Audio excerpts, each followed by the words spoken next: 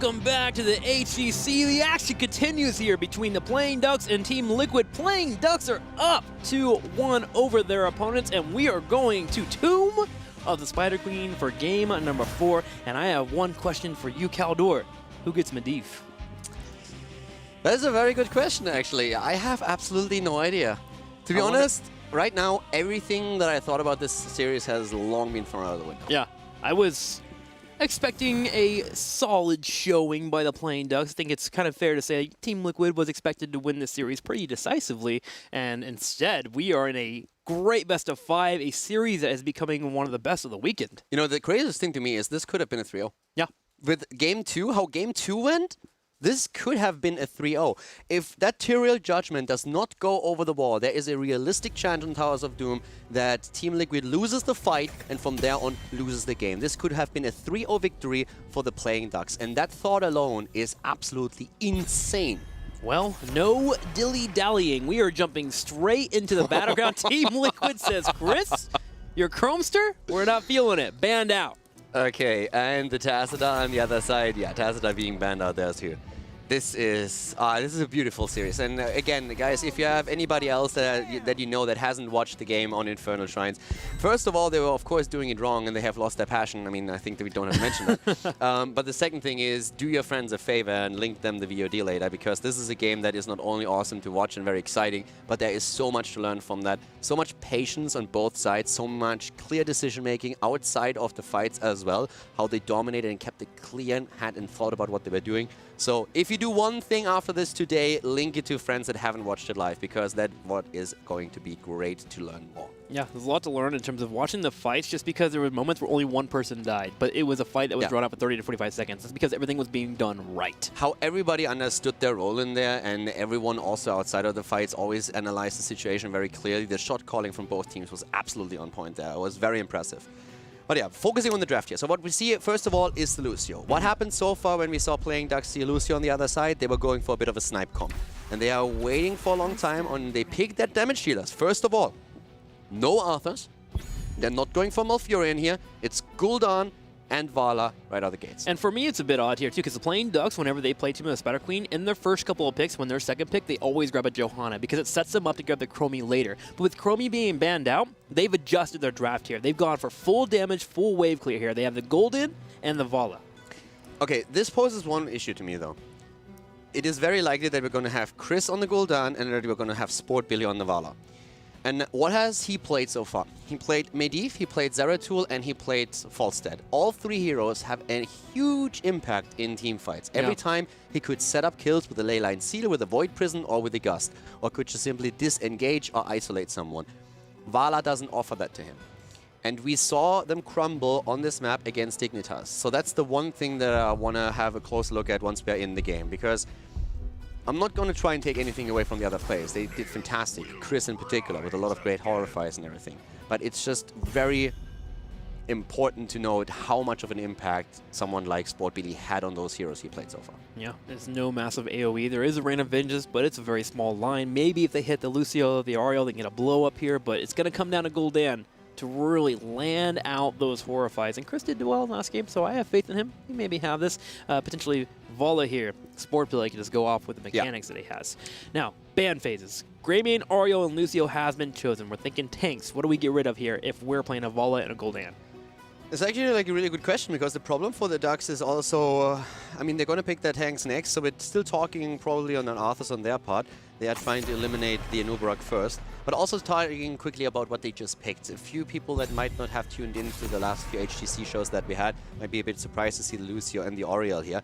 And there's a couple of reasons why we see that. We have more double support plays these days, and of course it also takes away a bit from the opportunities that the Ducks have. But every time you play Lucio, you oftentimes want someone that has a little bit more of a burst heal. And Oriel has had a very big impact combined with Lucio. Yeah. So this is actually something that we see a lot more often these days now. Especially in the early game. Lucio's early game ceiling isn't so good, but Oriel's is great in the early game if you're getting the damage in. And Greymane, being that battery, should apply that out, so they balance each other out well. Another good point is also the Detainment Strike. We have a lot of points around the turn-ins. There's a lot of walls where you can really just like bounce the Detainment Strike off, get that stun in. So the utility aspect of Oriel goes up playing on the map like this.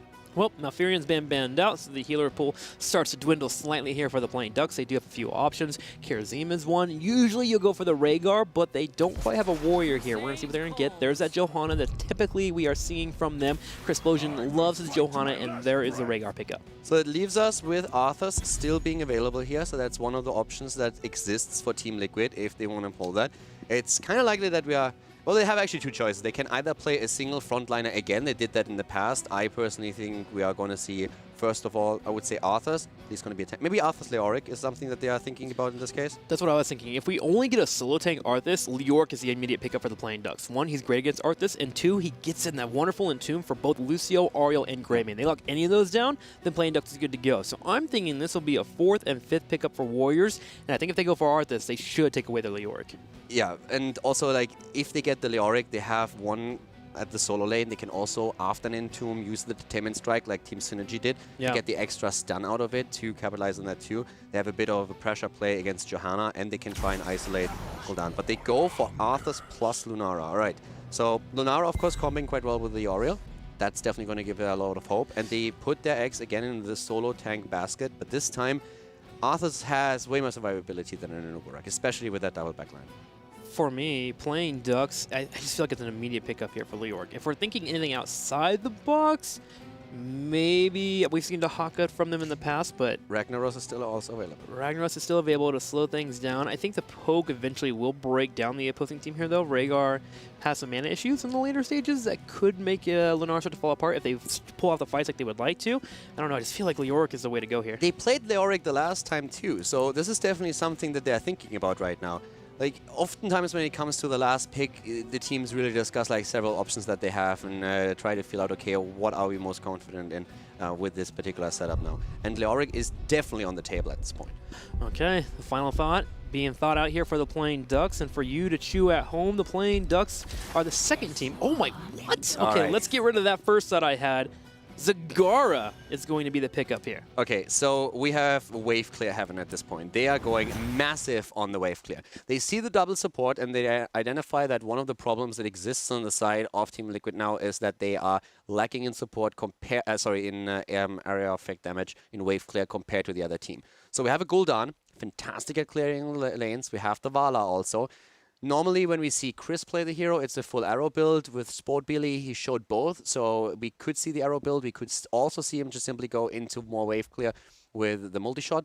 And then we have something like Zagara for the bot lane. So heavy push on all sides, and this is really something that's designed to run over the opponent early on, push the lanes back, take structures down, get the lead in experience, turn in once, try to turn in twice before the opponent gets the first one, and really roll with it.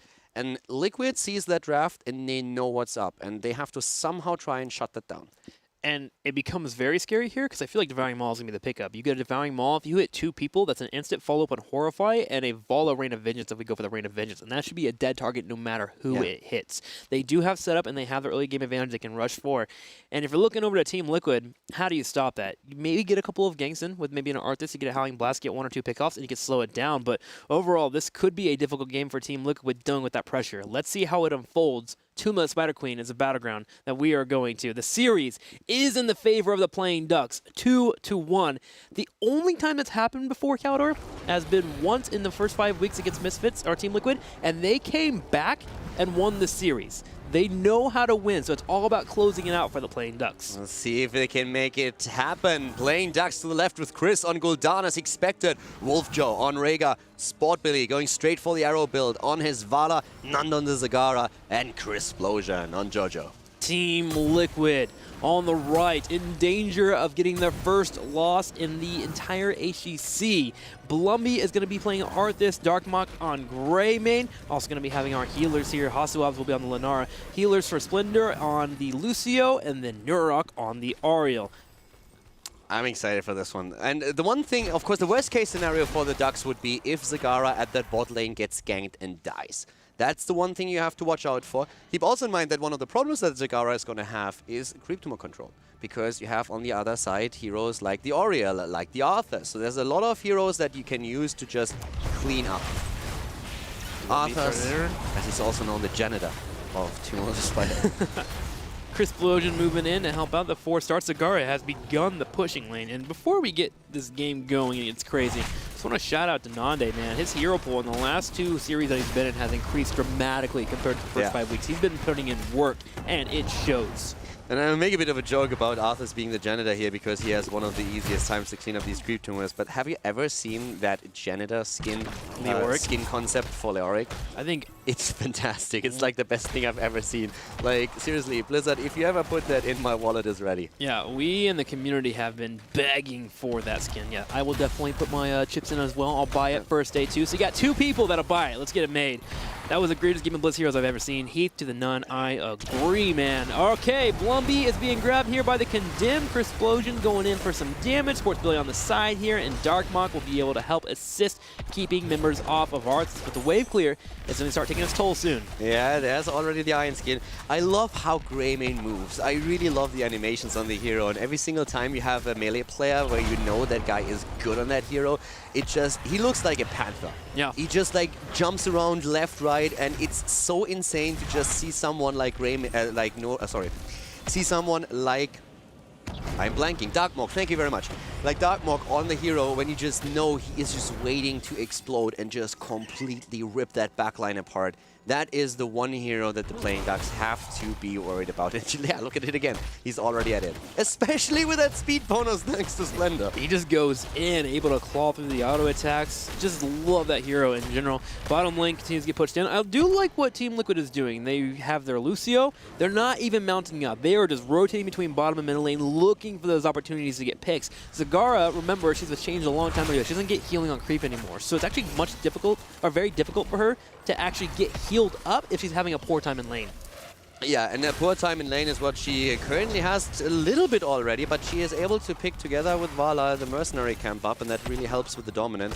And it forces also a rotation out of Team Liquid. We should soon see someone assist Darkmok here at that bottom of the map. And yes, Arthas is heading over because, yeah, Grimmin alone, he cannot really deal with this. Yep, there it goes. It clear up. Splinter's here to assist, and we'll push in those Giants. This is good news for the playing Ducks, though. They grab those Giants, because getting that 3-man rotation down here in the bottom left allows them to push heavily into the middle lane, and they do so. They push middle, they push top, and they actually deny about 4 minions now of experience from Team Liquid, and Sport Billy steps forward to keep Lenara from rotating up to grab that experience. They almost get an entire wave cleared out. Cleaning that Mercam at the bot lane was also a small mistake from Lucio here, just like pushing the mercenaries back into the tower range, so all of a sudden they had to dance around that range. He was probably in Corvus comes, oops guys, I'm sorry, we still got this, but yeah, should probably have done that. My bad. I just wanted to boop it up. Hasulab goes in, gets some damage on Chris. All 5 members in the middle for Team Liquid. They're constantly keeping up the rotations. They are just desperately trying not to lose turrets, because then they lose out on experience, and then they maybe take fort damage whenever playing Ducks finally gets a full turn in. Now, one thing to note is that Team Liquid has done a great job of dropping off their gems. Yeah. They are matched here, 38 to 38. Both of them have done a great job. And oh, Nurok already, look at that, great attainment strike. No turn in for Splendor after all, but also Iron Skin was used, so Explosion has to be careful now. He's a bit more vulnerable at this point. 38 on both sides. Greymane protecting the bot turn in spot against Zagara. And the fight is continuing with Explosion, as I said. Having a bit of trouble and dropping very low. Might have to go back. Sustaining through here, the double support really kicking in, and Team Liquid is very close to getting the first turn in of the game, which is a great way to stop the momentum that playing Ducks are wanting to get to. Yep. And they get it. They deny the early game momentum that we and they should have been scared of. Very important, as we said after the draft concluded, we have a lot of wave clear for the playing Ducks. Their whole game is currently centered around out-pushing Team Liquid, trying to get those Web Weaver waves and carry momentum into the opponent's base. That is being shut down by Liquid at this point. They have the better form and rotation, and they're trying to get their kills. They're able to control the turn-in spots and get the first Web Weaver wave. Now they have to try and capitalize on that. It's going to be very important for them that they are able to just get slightly ahead here. The Ducks have a lot of momentum once that they get a turn-in, so that's something that Team Liquid is worried about, but now they have an opportunity to set themselves ahead. Turrets are under siege here in the middle. Team Liquid has spread out. 2-2-1 is the rotation. Greymane being in the bottom puts a lot of pressure on Zagara there. Zagara hoping to just clear out this wave using the Hydra to bring out the damage, and Darkmok instantly pounces on that Hydra. Yeah, Darkmok is just like sitting there, and you really can tell that he's just waiting for someone on his team. Is like, go. He's bloodthirsty right now. Go, buddy, go. He wants to slam those buttons on the keyboard, and Darkmok in the front here burning out the fort, and fort should fall. There's no one rotating down. The playing Ducks will take a early disadvantage with their composition. That's impressive. That's really impressive that they're able to push this hard through the bot lane here and take a fort even, especially after already doing damage to the mid lane a bit earlier. So they set themselves apart with half a level at this point. Doesn't really look like much, but heading into that level 10 is really what it's all about. Can you deny the turn-in of your opponent up to where you have level 10 and an edge? When he moves forward, Crystplosion over the turn-in, the immediate turn-out for Crystplosion, they're hoping to get an engage. Blumby is going to be aided by his entire team. Here comes Darkmark on the right side. The blind will connect, but again, a turn-in denied, and experience missed in the middle as Team Liquid also pushed in that wave. And keep in mind that what we are looking at right now is actually something that we usually tell people not to do. It's more or less a triple backline strategy for playing Ducks. They have a solo frontliner here, and that is a big, big issue because every single time we see the Iron Skin popped on Johanna, Johanna needs to be super careful. We can of course always argue that our Team Liquid is also relying on a single frontline, but the big difference here is we are having two healers to assist Arthur, who has a lot of self-sustain himself. So once Johanna is low, there is nothing the playing Ducks can do. Hopefully 10 will be the turning point for them. Team Liquid themselves have just grabbed 10. Sound Barrier being picked up, Thornwood Vines, I think that was the correct call there. You want to be able to have that clear available for the clear in the middle and the top, so Hossum's now able to assist the team even more in clearing out those minions. And I'm expecting a Devouring Maw at level 10 for Zagara. I just feel like that's the way to go. You need a big play, and it's going to be on Nande. I'm really worried about for the Ducks right now because the strategy that they are using here is not working out for them. That's the second turn in. And going into triple backline has distinct disadvantages, and this is exactly what we're seeing here.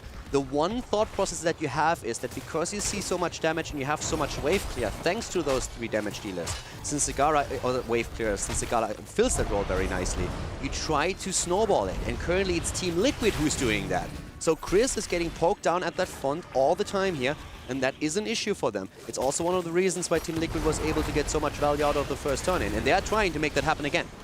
Pushing in the middle.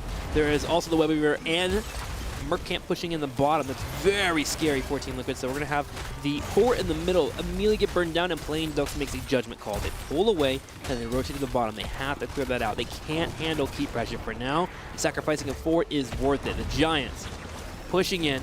Keep wall would be a great advantage for the Team Liquid, and they are planning on getting it. There they go, focusing it down. Darkmark in the front. Sport Billy is working in some auto attacks. Finally, the Web Weaver should be cleaned up, and the Playing Ducks do hold for now. Yeah, they hold for now, but the wall has fallen, and it's an entire level lead still heading into level 13. The Playing Ducks are suffering from their composition. The original idea that they had didn't work for them, and now they find themselves on the back foot. Their whole goal was to get ahead early, and that is not happening. Team Liquid is the one making these plays now. A turn in the bot lane, that would be great. Lunara is trying to interrupt it. Ah, so good for them. If Crystplosion gets that turn in, that would be a good start for the Playing Ducks to start a comeback. The movement for the last 15 seconds was perfect from Team Liquid. They rotated the top right because there was a possible threat of Zagara sneaking in, turn in, and getting that Web Weaver. And then they rotate to the bottom and stop Johanna from turning in. They are making sure that no possible advantage can go over to the Ducks. Sport Billy is engaged upon. He stands in the face of danger, though, and turns around and applies damage on a Darkmark. Crystplosion, again, he had to pop his Iron Skin. He is in danger now and has to move back for that very reason. He also didn't go for the Laws of Hope. I cannot stress this enough. With him going actually for the cooldown reduction on his Condemn, it's again super clear what the idea was. Get the wave clear. If you want to have the extra sustain on Johanna, then Laws of Hope is the name of the game. But that was not the original strategy. They wanted to clear the waves fast. This is why Johanna mixed it up on level 4. That's coming back to bite her right now, because once that the cooldown on Iron Skin is used, she doesn't even have Laws of Hope to help herself. So it all comes down to the moment. Do we get the grab the Playing Ducks need? They have to wait till 13 as Team Liquid has the talent advantage. They don't have turn-in, so you don't have to force anything here. You just need to clear out the bottom and get the wave push. Nande using creep as much as you can to make sure that he can set up and not get flanked, but Team Liquid consistently is clearing it out between Arthas and Greymane. And they have that extra talent, and that talent is really the big deal at this point, because once more they're pushing the opponent back. Of course, for them to get another Web Weaver wave, they need so many gems right now that they need to just take down the Elaines first, they need to push them out, they need to collect the gems, and they need to keep the Playing Ducks at bay. Because the one thing that the Ducks have actually been excelled at doing is not dying. We didn't see a single kill in the entire game. So they hold 90 gems at this point. So that's a lot of turns. If they don't die, if they don't lose the gems, they always have the opportunity to come back. Lucio keeps moving back. checking out the bottom with that 13 hitting. This is the moment we could see the Playing Ducks go for that opportunity that you mentioned to get that comeback going. With 90 gems sitting on their purses, you just mentioned, they get a couple of turn-ins already good to go. They just need a little bit of leeway. Does Team Liquid give it to them? Team Liquid just setting up everywhere. 2 in the bottom, Ariel on the bottom turn-in point, and multiple other members in the top. Wolf Joe's going for it. He's dropping in the gems. Blumby should be able to deny that, so Wolf Joe has to respect and back up. There's a 13. This is the moment where the Ducks have to say, okay, we can make something happen. Sport Billy with the pressure against Nurok. That didn't really work out for him. Once again, the turn-in approach, but it's already shut down. They're dancing around this. Nurok, he is there. Darkmore comes in. Chrisplosion has to pop the Iron Skin. The Web Weavers are down, but this is the moment where Team Liquid is looking for a kill. Horrify goes off. It does hit Darkmok. They focus him down. He's low on health. Does Ariel have the heal? There is the Aegis. Here comes Splinter to help out, and Cestro at the same time. Chris is low. Mauve being available. No, it actually got used, and the Playing Ducks get forced off. Team Liquid gets the turn in. Fantastic save also by Nurok. Getting that Aegis in, having enough energy to save Greymane in that situation, because you saw Chris on that Gul'dan immediately being ready after the Aegis is down, trying to throw in the last bit of damage. Didn't work out here. Once again, Chris, all that poke from that backline. But this is the Web Weaver wave that Playing Ducks was fighting for. They were fighting for it hard, and they need to make good use out of it. But there comes Lucio, and he's dropping the shields. Oh, that Condemn kept members off of Chris. Can he live? Darkmock's going for it, and Darkmock finally gets the takedown. The Web Weavers continue to push for the Playing Ducks. The Chrisplosion is just running in the back right, hoping to survive. He will lose out on 23 gems, but forts are being sieged in the middle. Team Liquid needs to clear them out. They do. They rotate over, and that is going to be a solid engage and a solid defense. And Greymane going for the dogfight straight for Rhaegar. There's only one wolf in town, my friend, forcing him back. Once again, Sport Billy with their 10-4 play. Hazorbs is jumping back the route against Sport Billy. Vala goes down. Dartmoor mercilessly takes him apart. And this is Liquid with a triple kill. 3 kills against 0. They hold both of their forts. The one at the top lane barely surviving this. And now they can turn in again. And they took so many of the gems away from their opponent. Denied so many. Remember, before that turn in, there was 90 available for the Playing Ducks. Now they dropped to 38 now. Granted, they did drop in 20 of them, so a massive amount of gems have been lost in that fight. They're going to have to farm them up once again, and as you mentioned, Team Liquid does have the turn in. Sport Billy trying to make the play in the bottom kind of yells to me a little bit. It feels like it's falling apart for the Playing Ducks, and the entire comms might be falling apart a little bit, because that solo play by himself was not needed, especially against a Lucio with fast rotations. Yeah, the 16 talent is also a thing, but what you just said is definitely, I feel it's true. Like, the comp is falling apart a little bit. And this is just because that comp, we've talked a lot about how if you draft in Hero League, you should go away from the triple backline and you should lean more towards the meta picks where we have normally a double front line, where we have, if not that, then at least the double support for that solo frontliner. And it's what we're seeing from Team Liquid here. This is why there's so much weakness with having triple backline. Once your tank is under pressure and has to move back, your backline is open, and someone like Greymane is having a field day. You are suffering hard because you cannot control him properly. And you can really tell that with Johanna using her Iron Skin early in these situations because of all the poke, there's just not enough sustain to keep Chrisplosion alive. And once he has to move back, the entire team setup falls apart. Everybody scrambles, trying to keep themselves alive. And that's the moment Darkmore says, like, okay, it's my birthday, I'm going in. Playing Ducks in the bottom. We're going to defend this keep, already down to half health, while the Web Weaver at the top is splitting the fort, but they're okay with sacrificing the fort. They're going to engage here with Blumby on the right. The Rain of Vengeance does not connect, and Blumby will be healed up by his double support. Playing Ducks cannot get caught out by the Howling Blast. Chris does dodge it, but the keep here just keep getting sieged upon. That poison damage, but Darkmok splits from their team. Whoops. Where's the Oriel? There we have it. The Aegis comes in, the heal, and the sound barrier once again. We have all of the heals there and the shields, and they kind to turn it around. Sport Billy moving away just barely. Just barely. The Playing Ducks is praying for level 16. They want to clear out this middle. The fort did fall on the top, and the keep did move down to half health, but the Playing Ducks do hold. They still have their keeps.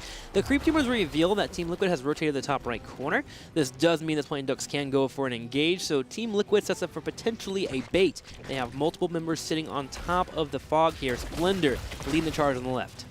Yeah, newsflash, Admiral Akbar says hello. It's a trap, and he's trying to go for it. So we have them moving in. Look at Zagara. Zagara so far out. Howling Blast gets cleansed, actually, but it's again Nice Vala maul. who falls first, and that's the double right there. The maul is going to hit both of the healers, but Darkmok charges the rest of the members away, so nothing gets followed up upon. Team Liquid cleans up 4 of the targets for playing Ducks. Chris alone does stand here. That's Darkmok dying on the Grey main, and then it's the moment that every Oriel ever in their entire life waits for. You get a double kill with your sweep. That's the best thing as an Oriel. That's as good as it gets, and of course, while they take the boss, we take another look at it. So here we go. Let's watch the engage here. We're going to see the focus on Zagara. Everyone spreads out. The healers group up, and so Nane turns around and drops the Devouring Maul. But already, Vala cleaned up in the top right by Darkmok. This fight is over. The Maul does nothing. Chris Explosion on the left, continuing the attack. Aegis is not up for 4 seconds. Darkmok going in, does get sniped at the last second, and now with the Aegis popping up, that's why it didn't come out in time to save the Grey main. But Ariel with the sick double kill. And wow, this is so mean. I mean, they take the boss and they know there's nothing happening. They have the vision, and so they turn in. They have 64 gems at the time. They collect the last one they need, and now they're going to get both. The boss and the Web Weavers. Team Liquid is running the show here. Show is being ran 19 to 17. They're going to have a boss over here. They have the possibility for a turn-in. There they go. They drop off. So 3 Web Weavers will be in each lane. Playing Ducks needs to get on the move, and they know it. They rotate up. They get behind the boss here to set up for a possible damage on their opponent. Zagara is going to be a little bit too far out. Clem's going to be forced to be used. The Horrify being used just to save Johanna for the moment, but she still gets hit with the Howling Blast. Iron Skin does pop up. Can they live? Ancestral is a half a beat too late, and Blumby moves in for the Howling Blast. Oh, that hurts. The kill against Johanna, and again, there's no front line, so now all those 3 backliners, yes, in theory, they have a lot of damage, but they are just open for the picking, open for the taking here. Web Weavers everywhere. Here they come. The boss already about to annihilate the keep, and guess what? It's level 20 for Team Liquid. Level 20 here, and they're going to push their advantage. Hasselhoff is low on mana, something to register here. It's going to be a bit hard for him to work into the third one fine, but still the auto attack damage is impactful for Lunara players. They're going to go ahead and pull on back for now. Playing Ducks will live to fight another day, but they do have to defend these other Web Weavers, one in the bottom. That's actually surprising that they moved back from this. Without the tank and the level 20 advantage, I thought they would dive deep and try to get the kill here. Ma is scary though. It's definitely scary, but without the Johanna, I think you could risk it. But they want to play it super safe. They don't want to risk anything. They're saying, guys, we are winning this game right now. Why risk a potential loss? Let's make sure that we get the second keep at the bot lane, and from there on, we're all good to go. Playing Ducks, working on some auto attacks, hoping to soak the experience. The Web Weaver will get cleaned up. Should have Zagara rotate to the middle keep here. This is their one anchor to rotate to. Nerl's on the right side, slightly by himself. If Chris Bojan steps up, Sport Billy can go in for some kills, decides to go ahead and retreat. Sport Billy always towing the line there. I mean, he is always in there every single fight. It's pretty impressive on his part. But the main damage dealer for the team is still Chris on his Gul'dan with 56,000 damage. Hazov's on the other hand, 68k. Let's talk level 20s. When the playing Ducks do get to level 20, and if they hit a Maul, Horrify, and Nahant, they can destroy Greymane, especially if they can keep Ariel from using Aegis effectively. If that's the Devouring Maul in there, the Rain of Vengeance right before it happens, there are moments that it could occur, but this is looking like a very difficult fight for the playing Ducks. They have to have a crisp team fight. I'm hearing a lot of ifs and when, but yeah. I like the positivity. Yeah. And you're not wrong. They could, if they have a perfect scenario, they definitely can take this on. They need their level 20, but they need to somehow survive and get that fight. And I'm not sure if they can. Liquid, of course, is well aware of what the risk is. And they're going to try and poke, spread a little bit, make sure that there's not an opportunity for Nanda to drop that killer Maw. And they will push in that keep. Here comes the engage, though. That's a good stun. The Maw hits only one, though. The Horrify comes in, and that just doesn't measure. Oh, Nande was looking for Ariel and Darkmok on that. The Ancestral Healing does come out, so Johanna will live, but the damage keeps hitting Chris Explosion. He's low. The keep even standing here isn't enough to help. Team Liquid will take away the third keep of the game from the playing Ducks. They need to scoot on back and heal up. and maybe going for another engage, but heroics were used. To Playing Ducks only have basic abilities here to hold this core. And they're trying to hold Sport Billy with a quick vault backwards. Knows, of course, that Howling Blast is coming. Darkmork is already on the core, trying to push some damage in. The catapults are slowly creeping in now as well. None of the teams has enough of gems to just get another turn in. At this point, it looks very well like Team Liquid is going for it. They're trying to go for the kill and already scratching at the core. Crystplosion's only job right now is to clear out minion waves. He keeps clearing them out, so the core will apply damage to Team Liquid, and they keep backing them out, using their double healers to their advantage. Darkmok is just working an auto attack, bringing down Nande and the core at the same time. Another engage occurs. Blessed Shield does connect. Blumby is low on health. Darkmok turns around and noms away on top of Zagara. Calm butter, because they are on a roll. Taking down the Vala, taking down the Zagara, and this is going to be the conclusion of game number 4 as Team Liquid ties the series up and forces the 5th map. We're going to a game number 5. Misfits and the Playing Ducks. Who thought this would be an exciting series, man? I'm so pumped to go to game number 5. Team Liquid not wanting to give up their undefeated season so far, and the Playing Ducks is hoping to put a chink in the armor of their opponents. Yeah, and this game is a good example of why we're criticizing triple backline so much. So why currently either a double tank or a double support, sometimes even both, is the standard. Of course, there was a very clear idea behind what they did, so it's not like they just threw it out there. They were trying to dominate the game from the start and snowball it. And Team Liquid was able to shut it down. And once that's the case, coming back with that comp is incredibly difficult. So a good idea on the side of the Playing Ducks, but kudos to Team Liquid. They made all the right moves. Yeah, it's not really hard, or it's hard to judge the Playing Ducks here. They went for a play. They wanted to end out the entire series and it just didn't work out. Double support is very difficult to fight against if you're doing well-rounded comps overall, especially on Tomb of the Spider Queen. No, the idea was actually good. It's just like the problem that they have in this situation is that once they don't get that start that they need, their composition is like so much weaker than what the opponent is running. Well, let's gear up for game number 5. The Playing Ducks and the Misfits will have a solid ending. We'll be right back.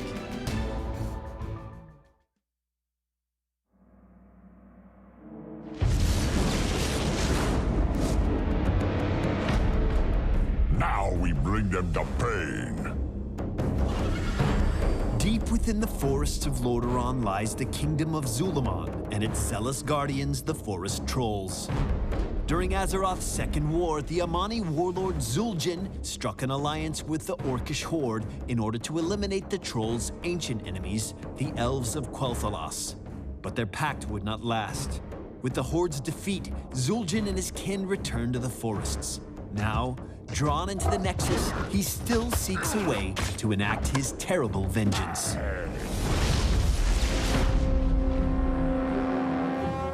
Zul'jin is an aggressive ranged assassin whose Berserker Rage increases his attack speed and damage at the cost of his health. Zul'jin's trait, Berserker, has both a passive and activated effect. Passively, Berserker increases his basic attack speed as his health lowers. When activated, Berserker increases his attack damage, but also drains his health as he attacks. Berserker can be toggled on and off at will. Zul'jin's first basic ability, Grievous Throw, hurls his axe forward, dealing damage to the first 2 enemies it hits, marking them. Marked enemies take increased damage from Zul'jin's next 3 basic attacks, or until the mark expires. His next ability is Twin Cleave. When cast, Zul'jin throws his 2 axes in a unique circular arc that returns back to his position. Any enemies hit by an axe take damage and are slowed. The slowing effect will stack if